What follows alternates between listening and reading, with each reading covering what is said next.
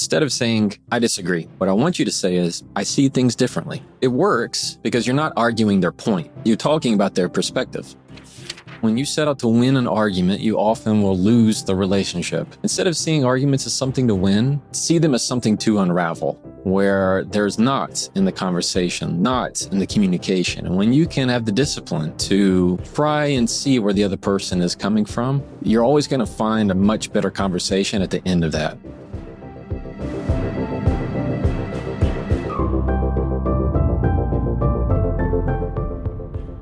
That's Jefferson Fisher. He's a trial lawyer, writer, and speaker who helps people communicate during life's everyday arguments and conversations. He's helped thousands of people, including Fortune 500 companies and government agencies. And today, we're chatting about insights from his latest book, The Next Conversation. Argue less, talk more. So you'll learn 1, the best first word to use, 2, how to set boundaries people will respect, and 3, 2 tricks for handling disagreements. And if you want a quick summary write-up of some of these actionable takeaways, I recommend you visit awesomeatyourjob.com and sign up for the free Gold Nugget email newsletter. I'm Pete Mockaitis. This is How to Be Awesome at Your Job. And now, here's Jefferson. Jefferson, welcome. What's going on, Pete? Great to meet you, man. Oh, you too. I'm excited to be chatting, and I want to kick it off with just a little softball opener question. Jefferson, tell me, what's the most surprising and fascinating thing you've ever discovered about humans and communication in the course of your career? Oh, just a nice little softball. Thank you. Warm mine up a little. With how much we struggle at it, and at the same time, how much we need it. One of my comfort shows is a show called Alone on Netflix. Oh, yeah. And they have these survivalists that are all amazing, and they go out maybe in somewhere in the Alaska wilderness. And it's a very slow-paced show. And they're supposed to survive really for however long that they can, or sometimes they put a deadline on it. But a lot of the times, I've seen that the number one reason they tap out, in other words, they call and say, take me home, is just because they miss people. They miss the sound of their loved one's voice, or we're just not meant to be alone. And that's what I find so interesting. It's not that they couldn't keep up with the skill. It's not that they couldn't survive. It's that they miss other humans. Mm-hmm. So we need it. It's in us. It's part of our very human design. So when we're not out in the remote Alaskan wilderness, are there ways that our communication needs are regularly being unmet? Every day, our interactions are littered with miscommunication, where what we say does not match what was heard. And you can take that from the living room to the boardroom to wherever you are. And so we find that the communication struggles are not uncommon, really, with anybody in any situation that we're in.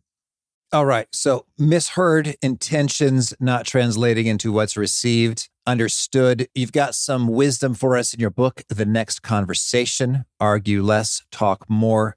Tell us, what's sort of the big idea of this book? The big idea of the book is that some people teach you how to play an instrument. I teach you what chords to play. I give you the sheet music in terms of communication. And so I am telling you how to use phrases that are going to improve your next conversation. From how to say things with control, meaning instead of controlling them, you're going to learn to control yourself and regulate yourself to where you stay calm and composed. 2, we're going to say it with confidence, meaning you're going to use your assertive voice. You're going to say things that don't sound like you're hesitant or you're unwavering. And you're going to say things that are direct, but at the same time, kind and respectful. And 3, we're going to say to connect, meaning you're going to have that difficult conversation go much better than it ever would if you had not read the book. Okay. Well, so that sounds handy. Could you share with us an inspiring story of someone who started doing some of this stuff, a little bit of the before and what they did and what happened afterwards?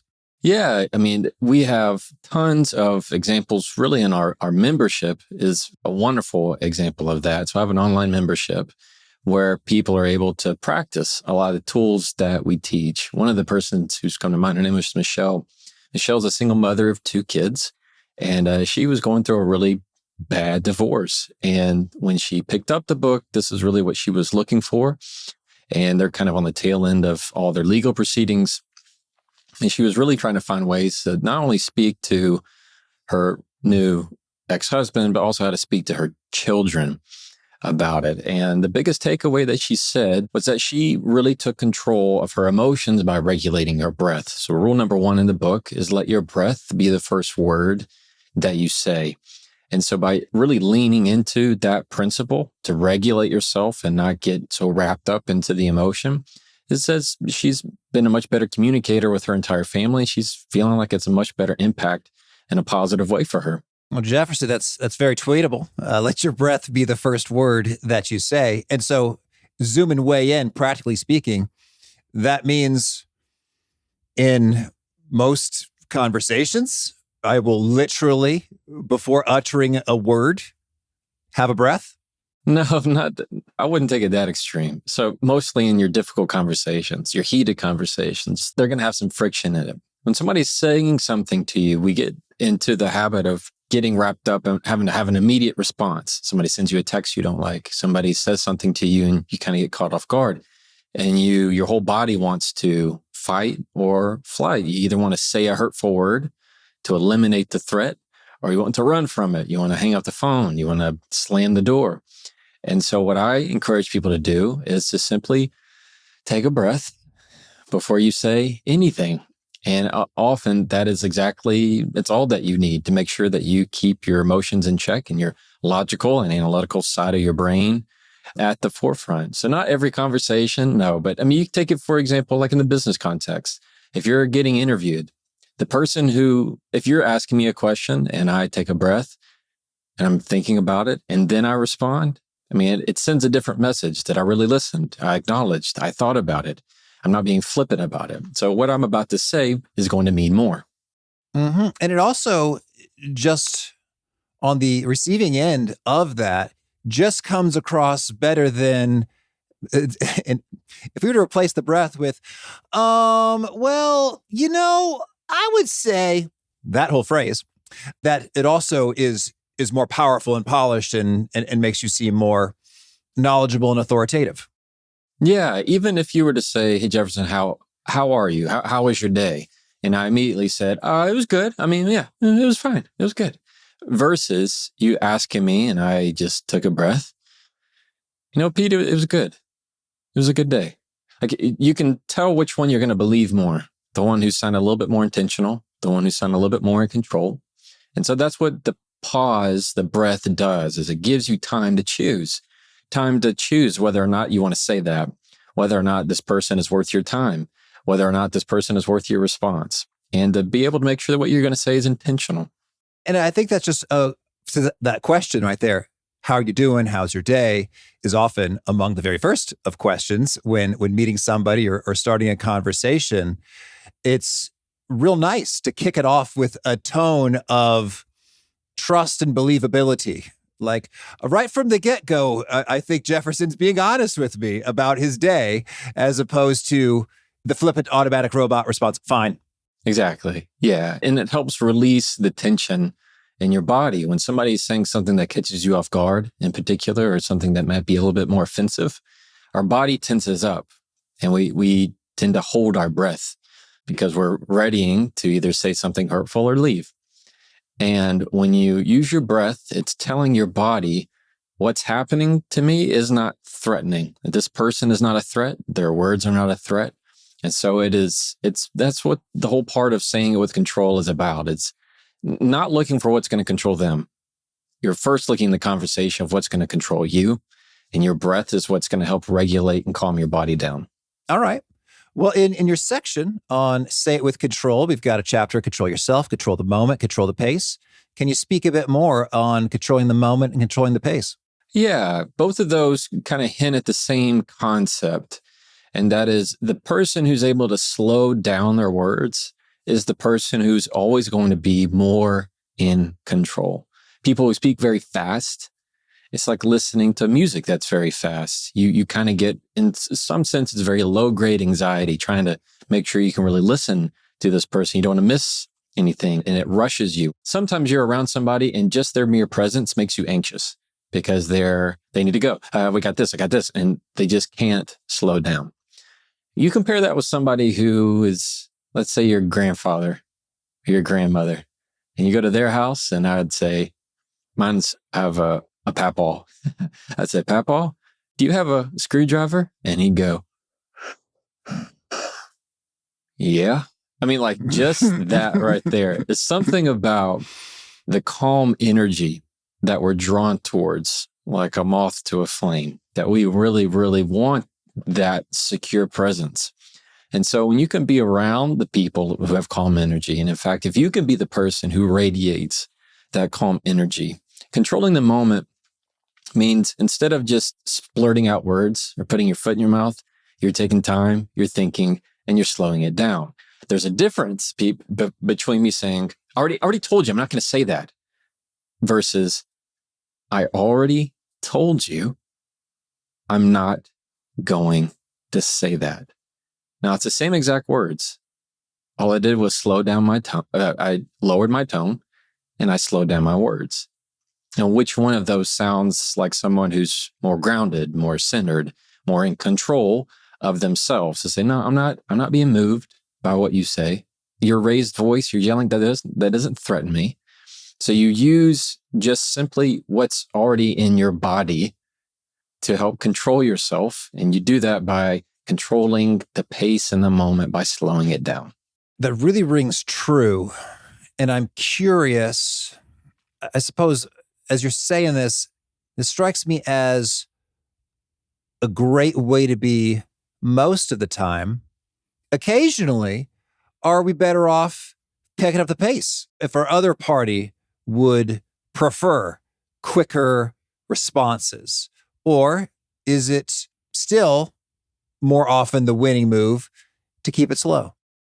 I think on average, people speak much faster than we need to. You think you're talking slow, you're really not. Most of the time, we're still rushing our words. We live in a very fast-paced life here in the United States of America. We rush everything. We can't even watch a TikTok or a video for more than 2 seconds.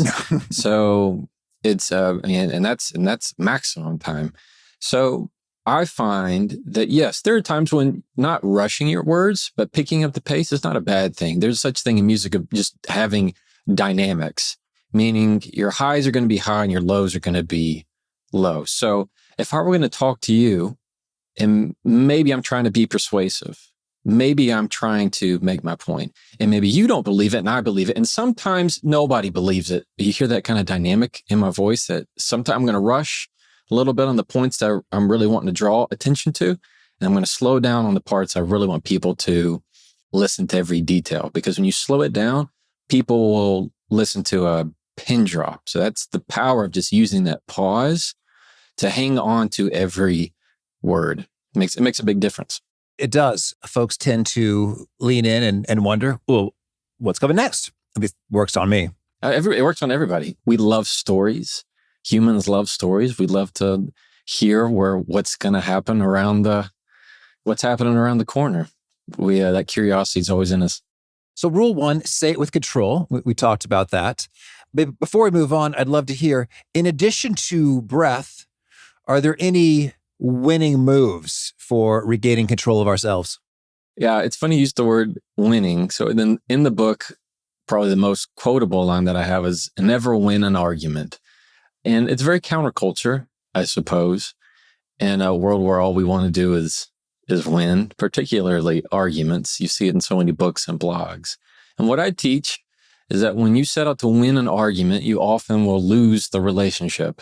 Meaning all you've won is really their contempt. You've won to be the first to apologize when you set out to try and win an argument, because you'll say things that you don't mean, and they'll trust you less. They'll respect you less, and really you've lost that connection. And so I teach that instead of seeing arguments as something to win, see them as something to unravel, where there's knots in the conversation, knots in the communication. And when you can have the discipline to try and see where the other person is coming from, but not in just the metaphorical sense, but meaning you're actually asking, help me understand, help me see the knot. What am I missing? Things that you, instead of just tugging and pulling to say, no, you have to see it my way. No, you have to get my point. And you just ask the question of what they see from their end instead of, that's not what I said. You're asking the question, what did you hear? you're always going to find a much better conversation at the end of that. And the visual of knots is I think very useful, because when we encounter knots in life, like literally in a rope, in a shoelace, etc., our reaction is not in OT so much to slice through it with a sword or a knife, but rather it's like, okay, we're going to have to take a closer look at this, maybe literally have a breath and see, okay, how did this knot come to be? What's stuck in what, and what needs to be backed up a little bit in order to get this smoothed out here? Yeah, it's a mindset that says, instead of, how dare they talk to me like this? How dare they, challenge me? They don't believe me. Instead of having this, I need to remind them who they're talking to, kind of aggressive mentality, a much more winning mindset is asking yourself, I wonder where this is coming from. I wonder what's driving them to say that. I wonder what's happening in their day. I wonder what they're dealing with. You start to look at it from the flip side, and that often leads to a much better conversation at the end of the day. The knot is something that the harder you pull on it, the harder it is to loosen, the harder it is to undo. And you know people, and I know people that have pulled on the knot for so long that they can't undo it. Not for a long time. We have people that haven't spoken to their adult children in years, or they've lost that best friend because of one issue. Then they never want to bring it up because they know that the knot is just too tight. It'd be too painful. It's like getting a backlash when you're fishing. It's sometimes you just have to cut the whole thing out. It can become a very, very draining process if you don't address it early. I guess to that point, I would love your perspective on, if we think that a knot is just too big, how often is that an accurate assessment versus just us rationalizing an internal fear situation? Problems happen when you think one conversation is going to be the cure-all for everything. Like one conversation is going to all of a sudden go, you know what? You're so right. I was so wrong all these years. That never is going to happen. So let's say you and I have had bad beef over time, and we have a knot. Yeah, you pulled some stuff, Jefferson. Right, of course I did. And we have a conversation. You see how it would be much harder if I say, okay, let's get one thing straight, Pete. You're the one, and all of a sudden you're back to ground zero as soon as you utter that kind of stuff. Instead, if you have the mentality of, I like to talk with you, and this is a conversation that can last as many days and many months as it needs to, about healing our relationship, because I want a friendship with you again, Pete. You hear how that is saying, look, I don't know the rules. I don't know how this is going to go, but I'm willing to tell you what my goal is. And my goal is for us to have a new friendship. And what I'm saying is, this is not a conversation that's finishing today. This is not a conversation that's happening tomorrow. So if I'm telling you my conversation is over several days or weeks or a month or whatever, it's very helpful to the other person to almost have a release of, okay, we can actually work through these things and not squish it all within this time frame. It happens very well too in the business context, that if you need to tell someone, all right, I need to have a conversation with you over the next few days, and this is a conversation that's going to last about a week.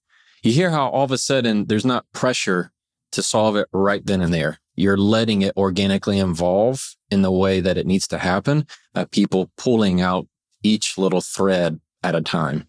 That's really good. And I think it's telling. I think about, if I read news articles about diplomatic relations between countries, it's interesting because sometimes your Secretary of State or the equivalents of other nations will say that they had very productive conversations.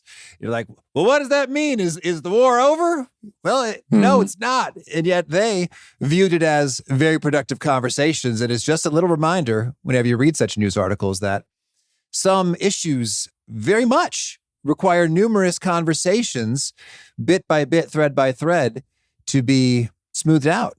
Yeah, it's part of acknowledging to the other person that the issue they raise is a true issue. It is a real issue. It helps to not keep people getting defensive. When you can tell them, I agree, and not in the sense that you agree with them, What you're saying is you can't think micro, you have to go macro. It's this idea of, no, I agree that's what we're talking about. I agree that's an issue. I agree this is a topic that we should discuss. Simple as that. All of a sudden, their defenses are going to be lowered, or you tell them that you've learned something or what's been helpful. That's helpful for me to know. Thank you. Or, after listening, I can tell this is a really important issue to you. All of a sudden, their defense is just down. And now you can actually start addressing the knot that's right in front of you. I love it. Thank you. Well, let's talk a little bit about saying it with confidence. Tell us a bit about establishing boundaries. Boundaries is something that a lot of people struggle with, and for good reason. They're hard to raise around people that I'd say take advantage of you not having the boundary. Like the person who always gets to cut in line in front of everybody, and all of a sudden they realize they're not able to do that. That's the person who's most upset because they've taken advantage of you not having that boundary for so long. I teach that just because someone doesn't agree with your boundary doesn't make it wrong. It means that it's working. And we find in our culture today, boundaries are a whole big thing. Everybody seems to be talking about boundaries. They're not hard to say. They're much harder to enforce. You could say a lot of platitudes or things of, no is a complete sentence. You don't need to justify yourself. Boundaries are really, to me, three simple components. That is, one, you're telling them what the boundary is, and it's beginning with the I. I am not going to be treated that way. Two, you're adding in the condition. If you continue to treat me this way, if you continue to speak to me this way. Three is the consequence. And that's the biggest part, because you have to be able to actually own it and be willing to do what you say you're going to do. So the consequence could be, if you continue to talk to me this way, then this is the end of the conversation.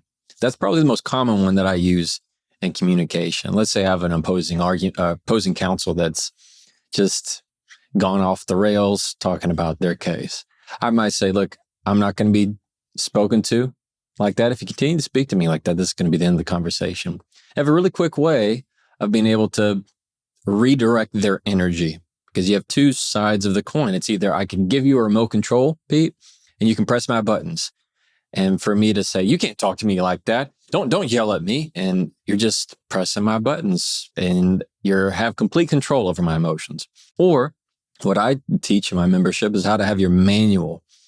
So in other words, if somebody speaks to you in a way that they should not, or that you don't like, it's this mindset of, hey, if you turn to page 82, you'll see on paragraph D, line A, yeah, I don't respond to that volume.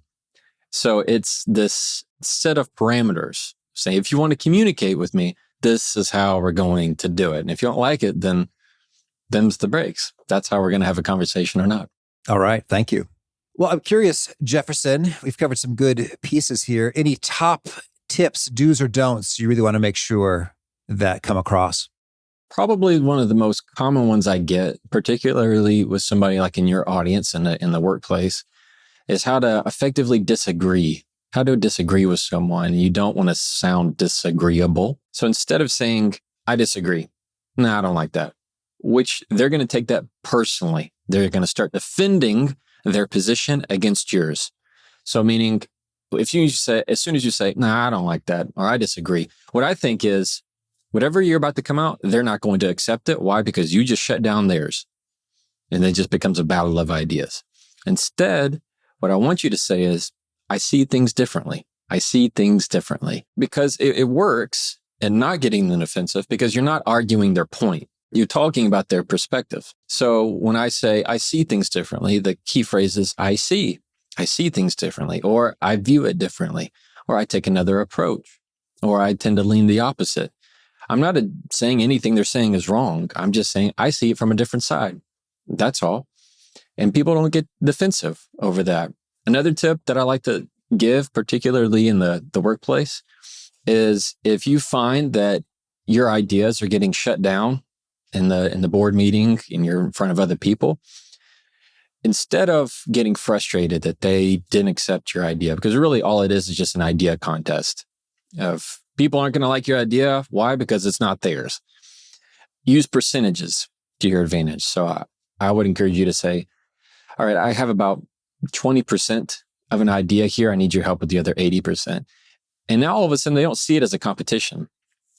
They don't see you as a threat. They see it now as a collaboration to help get you to the 100%. Now they want to join in on it. Now they want to help. So percentages is a quick little trick to help get conversation moving in the right direction. I like that a lot. In your book, you've got a section called the 47-second version. Can you lay it on us? Yeah. Rule number one, anytime that you begin to try to control the other person in the conversation, you've lost. Instead of focusing on them, look for what's going to control you. And you do that by regulating your emotions. The key to that is your breath. Let your breath be the first word that you say. 2, the rule is how to say things with confidence, meaning you're going to use your assertive voice. If you want to be more confident, then you have to sound more assertive. Confidence is as assertive does. So you're going to say things that's not littered with adverbs, like literally, obviously, basically. You're going to not over apologize or undercut your words. You're going to sound more assertive and therefore feel more confident. 3, when it comes to saying things to connect, it's all about making sure that when you have that difficult conversation, you're upfront instead of going, "Hey, so how are you and your kids? You good? Okay, hey, listen." Instead of that typical horrible beginning to difficult conversation, just tell it to them. It's going to sound like, "This is going to be hard to hear," or "This is going to be tough for us to talk about," or simply, "This is going to be a hard conversation." Anytime you can lead with the honesty and directness, it's going to always end in a much better outcome. Big thanks to Jefferson for sharing his wisdom with us. And big thanks to our sponsors. Check them out. One sponsor to check out is Strawberry.me Career Coaching. Having real clarity and direction can make or break your career. If it seems like you're putting in the work but not seeing your career take off, some coaching might be just the ticket. Strawberry.me matches you with certified career coaches who help you gain clarity on what you really want next in your career, develop a results-driven strategy, and stay accountable. And they can also help you flourish beyond career issues. I had a fantastic session with my coach, Brett, about handling stress from so many responsibilities in so many areas. He was fun. He was wise. He just really got me. We had some laughs and a good time and a good rapport. And he gave me an exercise that has been so quick and so effective for me. I've been doing it every day. So if you're ready to take control and build momentum in your career, go to strawberry.me/awesome to claim your $50 credit. That's strawberry.me/awesome. Because awesome careers don't just happen, you make them happen. All right. Well, now could you share a favorite quote, something you find inspiring? My grandfather has this line that he laid on me when I was a teenager. I was telling him about something I'd done. I was kind of frustrated about it and I didn't feel good about it. And as soon as I told him, he looked at me and said, "Well, son, you can't look back and hoe a straight row." That was his line. Meaning anybody who gardens, now if you're hoeing the ground, if you look back, it's going to be zigzag. You can't be able to do a straight line. You always have to look forward. And that's been a philosophy that's stuck with me. All right. And a favorite study or experiment or bit of research? One of my very good friends is Vanessa Van Edwards. She also does a lot of communication. She does like body cues and stuff. And I forget the number on it, but how quickly we can make our opinions about someone in a first impression. And so that to me is just, you treasure the time that you first meet someone because you never get that chance again. After you met them, you've already met them. And so I just love the idea of you have a chance to really cultivate something cool the first person that you meet for the first time. Mm-hmm. And a favorite book? Right now, it has been for a long time. Team of Rivals. It's a book on Abraham Lincoln and Doris Goodwin. She's just fantastic. Well, I'm an Illinois boy, so we love our Lincoln. A favorite tool? I have this thing called Tonal. I'm not sponsored by them in any way, but it's a workout machine. Yeah, it's a workout machine. It's fantastic. I use it every day, and I'm in better shape than I was when I played in college. So it's awesome. Well, I was about to ask about a favorite habit. Is it using the Tonal or something else? Yeah, I mean, I do really like Tonal. My favorite hobby is finding new music. I love finding new music. In a different life, I would have loved to have been the person who goes to like little dive bar concerts and finds this, new talent. I love new music. I love music festivals. I play several instruments, so I love that world. So I'm always looking for new artists on Spotify. All right. And is there a key nugget you share that gets quoted back to you often and retweeted and Kindle book highlighted? It'd probably be that never win an argument line. Here's one that I would leave with for anybody who finds themselves to be a people pleaser. And it would be this: it's okay to be a people pleaser as long as you're one of them. That's what I like. Oh, okay. Oh, I'm going to chew you on that already. So you can please other people, but you got to make sure you are also one of the people being pleased, as opposed to a sacrificial martyr who becomes bitter.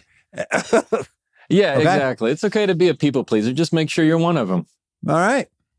And if folks would like to learn more or get in touch, where'd you point them? Yeah, so they can go anywhere on social media. My Instagram is my favorite, on Jefferson Fisher. You can find my accounts there, jeffersonfisher.com. You can get The Next Conversation wherever you like to get books. Amazon, they're in stores now, airports. It's been a whole lot of fun. So yeah. And do you have a final challenge or call to action for someone looking to be awesome at their job? Believe in the power of your next conversation. It doesn't matter if you and another person haven't always hit it off. You can change everything with simply what you decide to say next. It really does make a difference. All right. Jefferson, thank you. Thanks, man. Thanks for having me.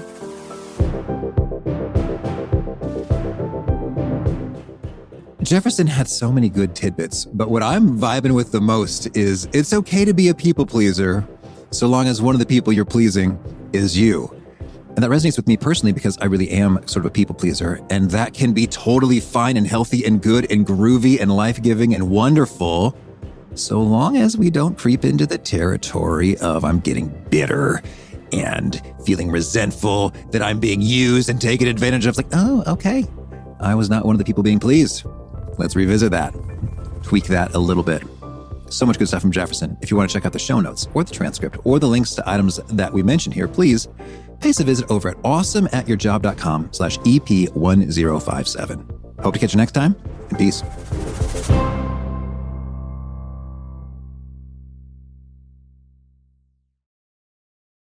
Find yourself looking for a new job or change in career? Monster.com is here to help. We are not only here to bring you job postings, but also AI interview prep and salary tools, expert career advice, and top-notch resume services. We've got everything you need to land your perfect job fit. Discover the magic of finding the ideal job with Monster.com. Your future starts now. Visit Monster.com today. Your next job opportunity is just a click away.